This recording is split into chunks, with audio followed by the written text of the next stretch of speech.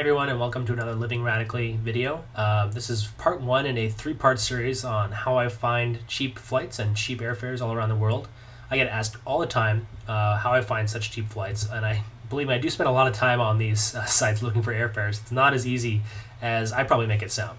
But I'm going to show you today how I use one site in particular, kayak.com, to do about 75 to 80% of my aviation or flight searching. And it really works well. It really works for, again, like I said, 3/4 to 80% of my flight searches. So let's do a little quick tutorial today. I'm going to show you some of the tips and tricks that you may not know about Kayak. It's a really popular site now, but there's some very powerful tools that you have to make sure you're using to really get the best results. So let's get started. Okay, so here we are at the Kayak homepage. It looks similar to many of the other flight search engines that are out there. First thing I would recommend you do is sign up for an account. I have one, and the reason you want to do that is going to let you search by flexible dates. And that's really powerful, and I'll show you that in a minute, why that's so important. So it looks pretty standard. Like I said, I'm going to be going to Shanghai in May to check out the World Expo, so I'm going to put that in here, and let's show you exactly how I plan on doing this. Now, for research purposes, I'm going to say May 1st, and the reason is that as soon as I select a date in May, it's showing me a calendar of all the available dates in May and what the airfares are based on actual customer searches for those previous days. So someone has actually already searched for leaving from LA going to Shanghai on May 4th, and this is the fare that they received. Some of these dates are empty, as you can see, which means no one has searched for them over the past 48 hours, and so it's blank. We're still pretty far out, and it's not a very popular destination from LA. So, and let's just say I want to come back the next Saturday. Saturdays can be some of the cheapest days to fly. Also Tuesdays through Thursdays. So if you're flexible, I definitely recommend sticking to Tuesdays and Thursdays or Saturdays. Wednesdays are okay as well. But Mondays and Fridays typically are the biggest business travel days, and Sundays are usually people coming home from weekend trips, so they can tend to charge a lot more for those dates. As I said, this is really important. When I first start searching for airfares, I always love to have flexibility. It's going to give me the most results and show me over my time periods when is the best day to go, when's the best day to come back, and it can usually be a couple $100 difference.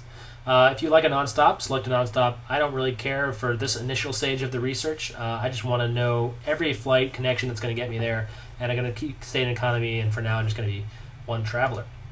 And hit search, and it's going to be pretty quick here, and this is this page where I really start to narrow down which flights I want to take and which airports I want to lay over and how much time I want to spend traveling, etc., etc. So you can see up here it's provided me 3 days on either side.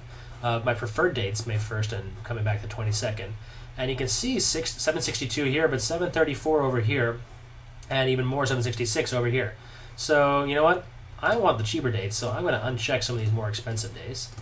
And likewise over here, this one's pretty good, this one's more expensive. I'm going to uncheck the more expensive days. So right out of the hat, I'm down to 65 out of 752 total round trips. You can also see here, over here, non-stop 726, one stop 734. So it's actually cheaper for me to go non-stop on this, but I'm going to leave this check for now because it's going to limit our airline choices if I only do non-stop. Going further down, on international flights, I don't really care what time I take off or land because times can be so weird, especially when you're going to Asia.